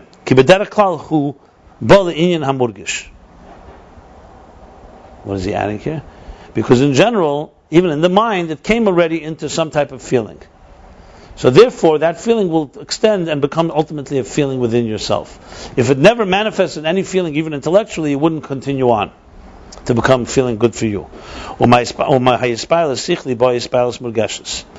from the intellectual excitement comes the emotional excitement, the tangible one, the murgeshes, the conscious one, the one that you feel strongly. The inyan, the ilah. So now we're going back to ilah, all long example. And what's the ilah? The cause and effect in this? Who shall be bonus that in the contemplation and the comprehension of intelligence, nimtzoyim midas, it contains within it emotions. Who inyan murgeshanal, and that's the feeling that we have, still subtle, but still feeling, but yet feeling. V'hainu hergish teva dover. That's the feeling that the thing is good. V'yispal Hashem ispal alzeh. And the excitement that he gets excited about it. This excitement, this excitability is not essentially from the mind. It's essentially emotions. So this is the way to explain the second type of ilah. For who ilah. This is how the effect is encompassed inside the cause. Shubedakus. In a subtle way, adayin, still subtle. And afterwards emerges and gives birth. All of the effect revealed, and in a existence that can be sensed. The seichel and midas mechusim nivdalim. Intellect and emotions are two separate personalities, two separate entities, be'etzem, fundamentally. Yet they are two spiritual entities, and they're interconnected. They encompass one the other. And they give birth and evolve one from the other. So they're separate worlds, but they're still, in one general sense, they're in the same world where they encompass one another and give birth and connect to one another. And being that this effect is a different muhus, midas, it's of a different personality and entity than the cause. Therefore, we have to say, inevitably, naturally, we have to conclude that the cause that encompasses the effect, that what it encompasses is only the external and only an extension of that entity, meaning midas here. Remember, all this is explaining why binah, moichen da'ab is l'mayel hishtalshilus. This means that because hishtalshilus, ilah v'olol, is only in the mitzias of a thing. So even this state of mitzias, even here, where the ilah is not literally one with the olol, they're not with the same personality. Here too, one comes from the other. So in this type of situation, you have to say that the one is not included in the higher one, only the external part of it. The external part of the lower, the external part of the higher. In other words, the midas are included. The external of the higher, of the lower.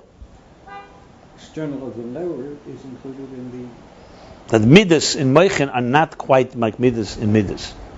This is minyan alone. Remember, he was saying that in etzem there's no hishtalshilus. There's no gradations when you're talking about etzem. If there's gradations, you're right away talking about sir hadover, binah.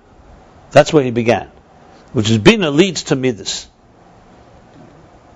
and that's why it's more external because it's two separate entities. That's what he's explaining here. He's going to say about Meichin the Abba is altogether higher, but he's all now in ilah v'ol. This is all discussion ilah v'ol, and actually what I said was correct. He said two types of ilah v'ol. One is the mahus, same mahus, one not. So he's discussing now the first one. That's a mahus acher. I'm sorry. That's a separate. That's midas. In the next chapter, he's going to discuss the first one, ilah v'ol, where it's literally just an extension of. But either way, this is not Abba. This is how seichel brings to midas. So he says clearly. I'll read it again so you'll see inside. It says like this. He says, since the olol, the effect, is a different entity than the cause, or the cause encompasses the olol, it's only the outer and extension, I would say, of the effect. I was reading it the other way around, that the external part of the How do you read it in these words? the external cause of the cause, the code of the ilah, the penis is same as responsible of God. In the external of the cause, that's where the No, it doesn't. It's not consistent with what he said before. Again, you're talking lines, digduk. Remember, Ayin Beis is not digduk. Okay. It's havana. But the whole point he was saying here is that the midas shebemeichin are not real midas, even though they're midas. So naturally, what he would want to say now is that when the midas are included in the meichin, they're only chitzenius of midas. They're not the real midas, not the midas as they are fundamentally. That would be the natural flow if you were reading the whole context. If you're just reading one line out of context, you can say anything you like. I know the way you're saying it now. That means to say that the midas shebemeichin is pashas of midas shebeleiv. No. Therefore, where is the essence of the midas? If you remember, I refer you back to a few lines earlier where he said very clearly, midas be'etzem. Look at the top second line. Where are you? Second line. Mm-hmm. Okay. That's what I'm saying. You have to read context. You can't read lines, or else you have complete distortions. Mm-hmm. Yeah. Here, you could read this way. You could say it both ways, but seemingly it seems in context. So he says that when it comes to hishtalshilus, rakal teva dover be'etzem ein midas mamash. See that second line? Yeah. So midas mamish would be the pnimius of midas. The real essence of midas is when they're in the midas of the heart. That's where they're felt. The definition of a midah, as he says, we learn the ikerinyan midas is when you feel yourself and what's good for me. So when you see when a midah is only in the mind, it's only a chitzenius of that, because it's like it's rooted there, and that will lead to it. But it's only a chitzenius of it. That's how I would read the context in the flow here. The whole idea of midas here is meichin is krasim is a chitzenius of midas. I wouldn't put I don't like those words. I would say that meichin is meichin, midas is midas, a separate entity. In meichin is the beginning of the birth of emotions. But because, as he said here, reading it again, since they're two separate muhusin, they're separate entities, right? Midas is a separate entity. So from the meichin, if it wasn't a separate entity, then it wouldn't have to be chitzenius. Then it's just whatever meichin is moves into midas. But since they're separate entities, you have to say that when it's encompassed in the source, it's only the chitzenius of it. That's how I understand it. Now, to start talking now suddenly that you have the chitzenius of meichin in midas, why is as I said, why would he suddenly go there? He's not talking about that. That's a whole different discussion. Not the chitzenius of meichin in midas. Where is midas shayach and the chitzenius of meichin? Well, he doesn't. But that would be bringing a whole new discussion that would not be said here. No, he did not say that. He did not. He then never used the word chitzenius hameichin, not once. He never used the word chitzenius hameichin No, but no, I want to say it very insistently. He never used the word Chetzenis HaMeichin, not once. No. It's not discussed here. That's other Maimorim.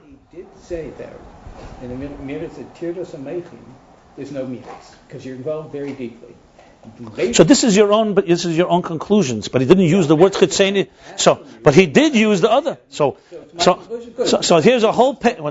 So when you have two options, where a whole page he's discussing how Etzem Hamidus is in the heart, and in the mind is only Dakus Dik, and then he comes the next line, and you want to say he's talking about something new. My intelligence tells me that it's probably more consistent, that he's speaking in a flow, that he's talking here, that the mind has Chetzenis Hamidus, then suddenly start talking about Chetzenis HaMeichin, which he never even talked about till now. Okay, so why do we then, let me just ask, which makes very good sense, let me ask the question then. So then we're talking about Tirdos HaMeichin, there's no Midas there. Why? One second. You're jumping another line. It's also context. Let me. What's the context of that? The context of that is that Moichin and Midas are two entities. That's the context. That's all that's relevant here. When you intellectual process is not an emotion. It may lead to an emotion. You can get excited about it, but it's not an emotion. That's what he meant there. And when you're involved in that, it's not yet an emotion. Okay. That's the context of the whole page. Let me ask you another So 1 second. So what are you trying to do? I want to understand something. No. Here's my challenge to you. I'm explaining a chapter. Hold on. But it's not about pshat. 1 second. It's not about my pshat. I think this is pshuta shemikra. I'm trying to teach you not just a chapter 9 Beis, and I'm trying to teach you how to learn a chapter. How do you learn a chapter? 1 second. Why don't you listen to me? I am. You learn a chapter by not bringing anything in from anywhere else, and just trying to understand what is being said here. That's why I asked you. Hold on a second. I hear not only this question, many, and I'm not saying that I understand the inclination and temptation to do so, but just be aware that if that's the problem, that you're bringing other things into it, guarantee that you're going to have other distortions, not just in this chapter. I'm trying to suggest is like this. Try to understand what this chapter is saying. That's exactly what I'm doing now. If I start bringing, I have also some knowledge from other Maimarim. I could bring a whole bunch of contradictions to things that say to this chapter from other Maimarim, which would defeat the whole purpose. You have to understand the context here. That's why I keep going back. The real context, actually, the most important is where he began altogether. We're not even talking about this page, the beginning. The whole thing, really, he came to explain how Chochma is fundamentally higher than binah. Okay? And to doing that, he said that binah understands the metzius of something, exists. Hasaga means you have to grasp it. And Moichin and Abba, Chochma understands the essence, which is not graspable. He then began a discussion, saying, Oichin da Abba, therefore, is higher than hishtalshilus. To understand that, he explains what hishtalshilus is. Hishtalshilus is ilah v'ol. To explain that, he says there's two types of ilah v'ol. So all subsets of subsets, all leading to somewhere. Everything he's saying has to be consistent with his initial point of departure. You lose sight of that, and you just jump on a line, guaranteed that you're going to make mistakes. I don't mean you, anyone. That's why it's critical, because there's a flow here. He can't suddenly be going. If he goes on a track and he never comes back to this, then we have to really study and understand what's going on. I'm not saying this line can't be read otherwise. I'm saying that it cannot be read otherwise if you read the context. Okay. Now, if it ends up being that he's also talking about Chetzenis HaMeichin, because the Rebbe Rashab could suddenly be thorough and start talking the other way around. Start saying, you know what? It's also good to know that Midas has only Chetzenis HaMeichin. I have no problem with that. If that's where he wants to go, that's where we'll go. The Rebbe Rashab is the captain here of the ship. 1 second. So now let's go back here. Okay. So now no. I want to finish now. Because now I'm talking about the pshat in the chapter, not about you. Okay? I'm talking about pshat in a chapter that we're learning of the Rebbe Rashab. If the Rebbe Rashab was sitting here and saying the Maimer, all of us would not be speaking. We'd only be listening. And then afterwards, we could be arguing. And I would say, those that heard what he said will say certain things. Those that heard what they said will say something else. So I'm trying to understand what the Rebbe Rashab is telling us here. So let me continue. So in these two types of ilah v'ol, this is a summary of the chapter anyway. I'm saying it not just for context of this line. I'm summarizing. We're at the end of the chapter almost. So there's two types of hishtalshilus that he wants to explain. Abba, that's higher than hishtalshilus. He's saying that there's two types. There's ilah v'ol, we'd say more closer to each other, or the other way around. There's ilah v'ol where the cause and effect are two different entities, but one gives birth to the other. Like he says, the betin, like a child and a parent. Midas and Meichin, which is what we're discussing. There's the other ilah v'olol, which we'll discuss in the next chapter, where they're the same entity, and one just leads to the next. Meichin and Midas, he had to make a case now for the first type of ilah v'olol. They're separate entities. To make the case, it took a whole page, basically, to explain first of all that Meichin and Midas are not the same thing. But on the other hand, it's ilah v'olol. Remember, we're talking here interface. We're not just talking about entities that are going to speak to each other. So how does that work? So the dynamic works back and forth, back and forth. Meichin has within it a thing called Midas. If it didn't have Midas in it, it would never be able to speak to emotions. Emotions would be here, intelligence here. You're either an emotional creature or an intellectual creature. No, Meichin has within it excitement. However, it's an excitement that's not about what real emotions are. It's excitement about the thing. This is a good thing. Beautiful thing. Great. Yeker elikus. God is great. Question if it's great for me, that's step 2. She has to establish, number 1, is that even the midas of Meichin are not real Meichin. What I mean, not real Meichin? They're an extension of it. But Meichin, by fundamentally, is an intellectual understanding of something. When you're in the early stages of it, you're just focusing on the comprehension. Later, it brings you to a point of hishtalshilus, a certain excitement, Ahavah, intellectual. But even then, it's still subtle, dakus. Yet, on the other hand, the real emotions will come when you feel it's good for me. But, being that this is a source for this, the way it becomes good for you is after you think it's good in general. So basically, we have 3 steps. Meichin has their own. Midas sheba Meichin, which is the subtle emotions in your mind. And that will give birth to emotions that are real emotions in your heart. That's essentially what he said here. Now, he's concluding now, this is the ilah v'olol of the first type, of 2 different muhusim. Meichin and Midas are 2 different muhusim. And as such, because they're 2 separate entities, you have to say, he says these words, when the cause encompasses the ol, which means the Midas are in the Meichin, in the mashal, it's only the outer and extended part of the emotions. That's how I would interpret it, based on the context. Can you interpret it that it's only the external? Yeah, you could. You could say maybe he's focusing the other side, that the midas are just an external part of Meichin. But he didn't really use those words before. He didn't use that. If he said earlier that the midas within Meichin are chitzenius hameichin, would be fine. He said the opposite. He said it's chitzenius hamidas, or not chitzenius hamidas. He said it's not the real midas. If he had said that when a person is in midas, Meichin, they're now no longer really in their mind, then it would be different. Actually, he said the opposite. That when you go deeper with your mind, that's when the emotions awake. So if anything, you could argue that you actually get the premise of the Meichin in the midas sheba Meichin. Because he said when you go deeper into a concept, that's when you start sensing the yeker of it, the value of it, and the midas sheba Meichin. So if anything, I would say that it's actually, from before he said before, that depth of Meichin is more emotional than external Meichin. In other words, when you're beginning comprehension, you're detached. Then as you delve deeper into it, you reach a place where the thing really becomes valuable. Not yet for you, but valuable. So if anything, you can interpret that this would not apply to the chitzenius of Meichin. Technically, could you apply it?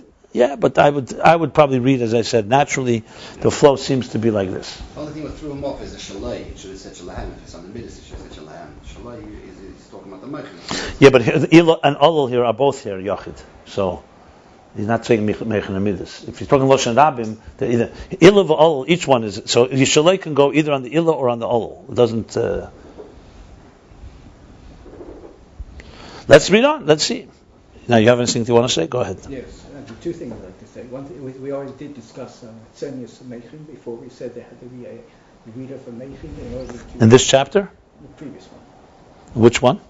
I think it was in Lamed Hess, talking about how we had to have a change in Meichin in order to relate to meters, had to be read. Yeah, in the beginning of chapter 38, yeah. So in other words, we already have the idea that there is a change in Meichin, Tzenius and Meichin in order to relate to meters. So however, he's not going here to explain that. He's gone on to a new subject matter.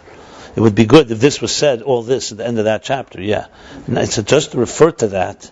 He has gone on now to explain, as I said, he's now trying to explain how Abba is higher than hishtalshilus. So even though it's correct, he mentioned that, but he didn't. It's not in the context of this chapter at all. The second question I have is, I thing, the way that when I learned this, I thought that we were talking about Ahavah Tanugim was a completely different class of Ahavah. So it's a different type of what? Different class of Ahavah. More related to the idea we had previously. There was a difference between Ra'us Delibo and Ahavah Shabbat. And here we described, since the person was discussing a deeper understanding was going on, so he first came to teach us what would happen with Delibo, which is Ahavah B'Tainugim. And then he goes weiter, and then he says that Avol, but then he goes on to talk about Ahavah Murgash, and then he's talking about a different class of Ahavah. And this is what he refers to in the parentheses. He says Ahavah B'Tainugim, and now he said that's not hishtalshilus at all. That's the Discourse. We're not talking about the Discourse, we're talking about the hishtalshilus. So I thought we were talking about two different types of Ahavah. In this chapter? Yeah. In this chapter. Where, do you see contradiction between the two? He mentions very little about Ahavah Tanugim. He says first, as Dveikus Atzmi, and then in the parentheses it says again Dveikus. Yeah, Dveikus, not hishtalshilus. In the parentheses he says, Ein Zevchins Hishtalshilus Klal B'chinas Dveikus. Okay. He's trying to say is that it's not really intense emotions as it is in Midas, basically. There's no hishtalshilus at all. No, there is.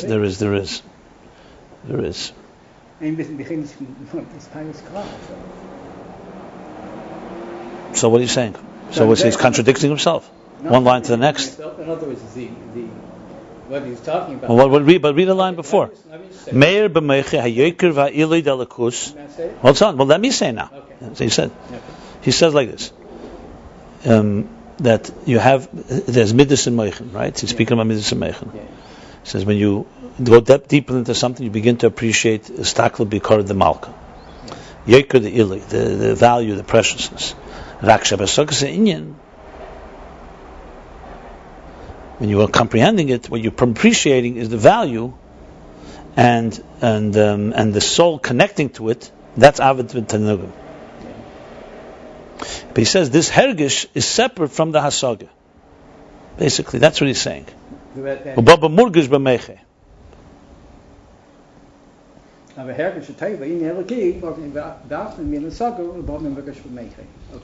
Okay, so he's speaking about his spouse. He's just qualifying in the parentheses that Ahavah Tanugim, when you really break it down, Ahavah Tanugim is sometimes called something you don't have any hishtalshilus. But the line before he says, Maspal ala toiv hadover. See the line right before the parentheses? Yeah. So he's talking about the hishtalshilus. He's just qualifying the fact that I brought Ahavah Tanugim, because Ahavah Tanugim doesn't have hishtalshilus, but that's just a qualification about the level of Ahavah Tanugim. But he's not contradicting himself. You're asking why he's bringing Ahavah Tanugim if it has no hishtalshilus? Because Ahavah Tanugim is connected to that appreciation of God's value. That's really why he's bringing it. In other words, the mind can appreciate the value and that it's good for me and get excited about it. However, when you speak specifically, Ahavah Tanugim is not a hishtalshilus level, but it's connected to that type of thing of appreciating the value of something. I mean, so what? There's like two levels within this, in that. Okay. I mean, it's a parenthesis that he's qualifying. Okay. He qualified because Ahavah Tanugim, I guess, in some places is not considered hishtalshilus at all. But he's definitely talking about the hishtalshilus in the mind here. Or else that's the whole chapter falls apart if he's not. So that's all. So now he says like this. Let's see. So the same like we talk Meichen and Midas, the same is with Chochma and binah. The binah hu mohus nivdal min ha-Chochma. Like Midas is a separate entity from mind, emotions from heart. The same thing, binah, comprehension, is a separate entity from Chochma, the conception. But it evolves. The process. It's a result of. It comes from Chochma. Like it says in Idra Zut, in the Zohar and Azinu, that this Chochma from which Spashit extends, Va'afik, and from it emerges, Nafkes comes out of it. Minei Bina. From it comes out Bina. So Bina and Chochma are two separate entities. As a matter of fact, it says in places, Bina has its own root, just like Kalim have their own root. Bina has its own root. But bottom line is the process of how this Bina is born, how it emerges, is from Chochma. So basically saying the same thing, the ilah of Midas and Meichen relatively is also within Chochma Bina.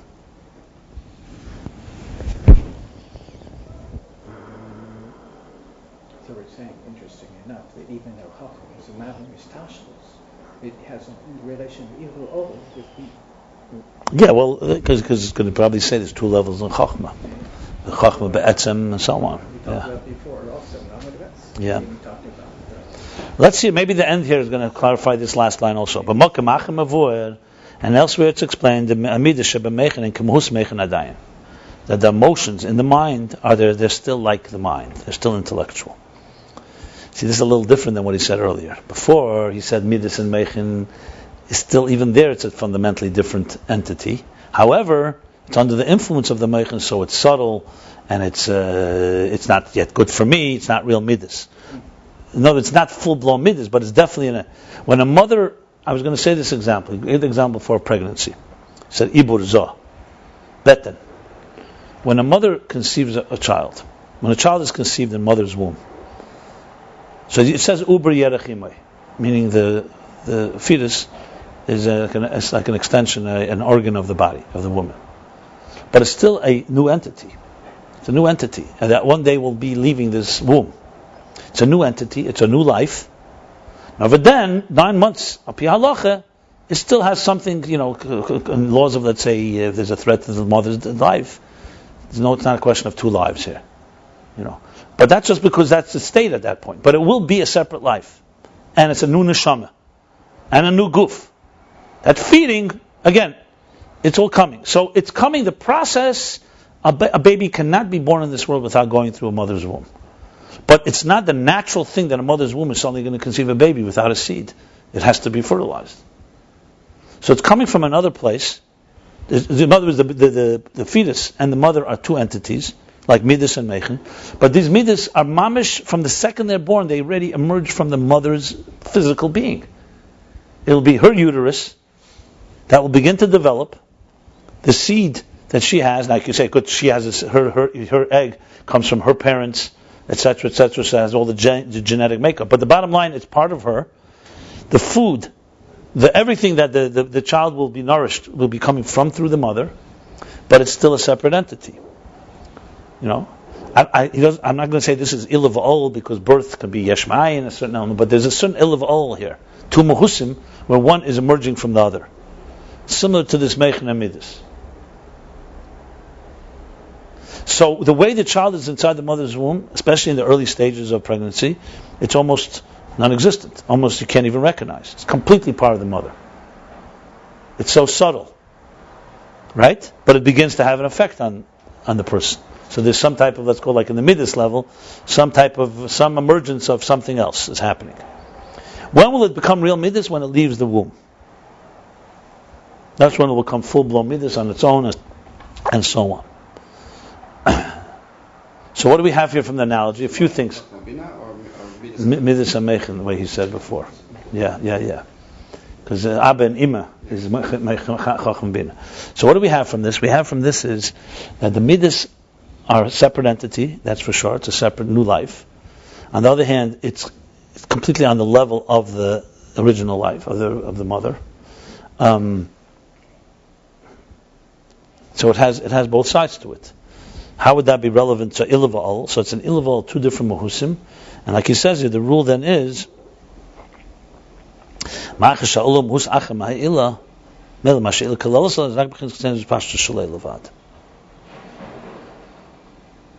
in this example, actually, you would say that what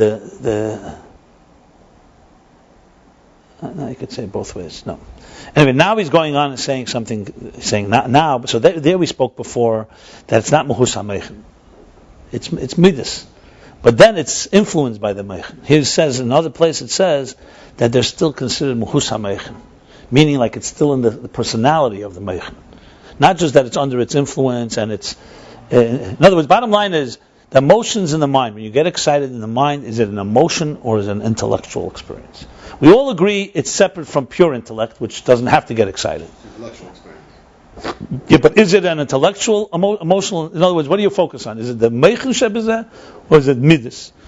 The truth is, obviously, both. Depending which side. Let's see what he says here. Remember, I asked that before. He said before about the satisfaction someone has. I don't think it's the satisfaction of understanding. But you could argue especially what he said earlier, that when you understand a concept, the early stage is fine, no emotions. But then you're beginning to really, if you really appreciate the thing you're studying, you start saying, this thing is really good. And who better can explain the goodness of something than the one that contemplated on it and developed a whole comprehension? If someone wrote a book on a subject, the best expert is going to tell you how good that thing is, or how bad it is, whatever, the emotion of it. So you could argue that the shleimus of meichen is when it comes into a feeling that it's good. And if you don't have that feeling, it's not meichen. That's essentially what he's saying. So, in other words, the espouse sichel liyash is espouse al tev da dover atzmei has a bechal meichen adayin. This is still part of mind. I added that maybe it's even the ultimate of the mind. He doesn't say that. And the birth of the midas of the heart is that a reflection of the mind. That there's a transmission of a reflection of the mind in order to give birth to the midas. Here's what he says here. And in this way, the Sveitaveg, in this gufa. The second way, according to this, you say Sha'olol, that the effect is a reflection of the cause, as opposed to an extension. You see, if the midas in the mind are more midas dik, they're more midas and less meichen, so then in a way there's a closer relationship between the emotions in the mind and the emotions afterwards. The only difference is this is real emotions, good for me. In other words, if you're saying the idea that the thing is good is really just the beginning of it's good for me, then it's more than just ha'ara. It's like it's more of a. That's what ha'ara means. No, that's the second eifin. He said this then is the second eifin of ilah v'olol. No, one second. I'm confused here. Oh boy, this is it gets paket, yes, mitamo. Because look at the Beis Efanim. He said one is it's a mahus achar, and the other it's a ha'ara min ha'ilah. According to this, if midas are more meichen, no, he's saying I think paket, because midas are so much part of meichen. So it's really, so then midas outside of meichen is closer to meichen, because midas. Right, exactly. I thought faket. I thought the opposite also initially. Because here again, context. If you read the line, you would say the opposite. You'd say only ha'ara. He means even more. It's a ha'ara, not just a mahus achar. Faket. I would have understood. Wow, that's interesting. Yeah. If intellect is fundamentally detached from midas, right? But then there's another stage in intellect that brings you to appreciate that's good.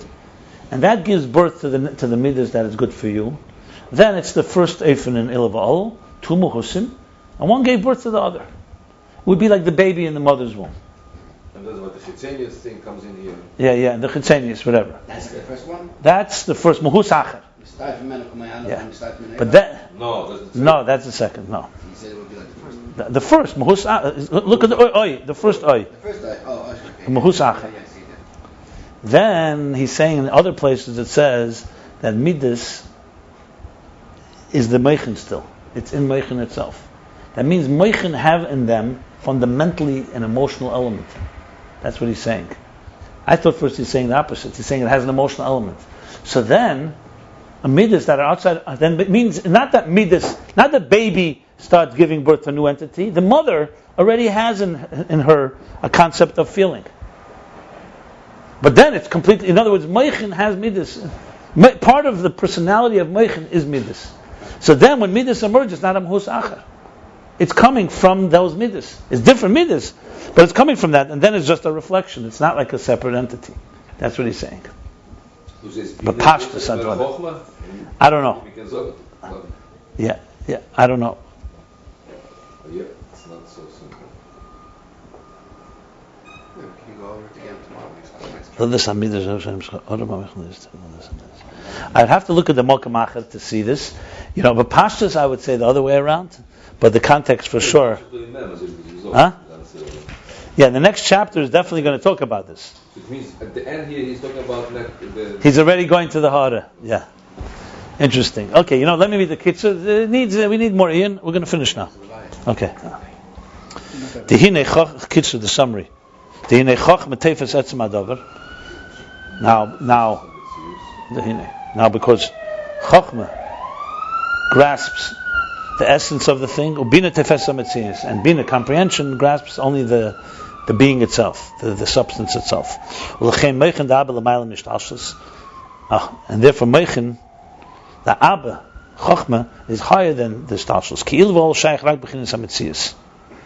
Ilah is only possible in something that's a metzius, in the reflection of something. Dehainu bahara, in the reflection, meaning in the reflection. Loi ba'atzmi. In the essence, there's no hishtalshilus, ilah. V'yivar bezafanim be ilah. And he explains two ways in ilah. Echad sha'ol hu mechus achad. First is that the effect is a separate entity, v'nimtza kol ba'il, and it's found encompassed within the cause. Like something that's good, the feeling of something good inside the mind. That's emotions in the seichel. One second.